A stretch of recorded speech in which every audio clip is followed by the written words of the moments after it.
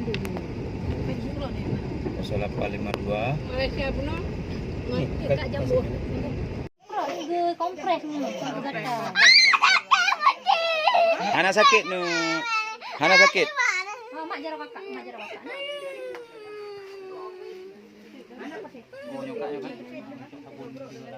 Inilah sahabat perawat luka. Kami mengucapkan ribuan terima kasih kepada Jambu Charity Australia yang telah mensupport, membantu biaya pendampingan untuk adik kita ini. Ya, alhamdulillah, kelihatan luka sudah kelihatan membaik.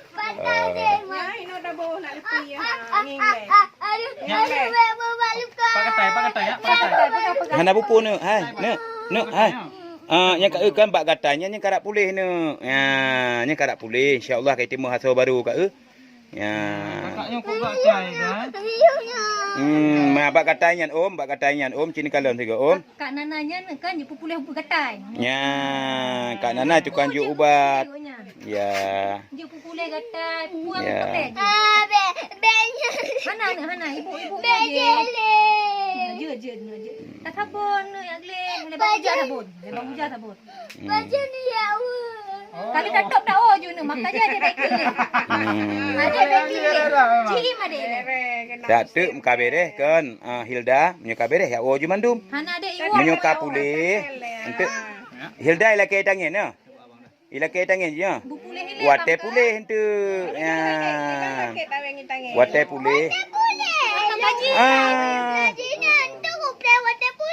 Oh, menan. Oh, ya.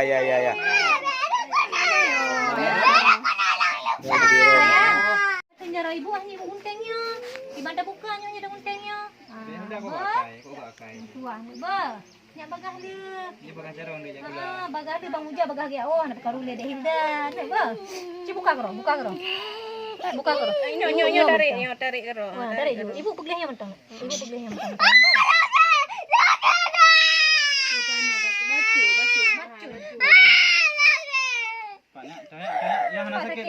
Keadaan luka sudah kelihatan membaik, alhamdulillah teman-teman semuanya. Terima kasih kepada semua pihak. Yang pertama Jambu Charity Australia yang mensupport biaya untuk anak fakir miskin ini. Semoga anak ini bisa sembuh lagi dari luka bakar.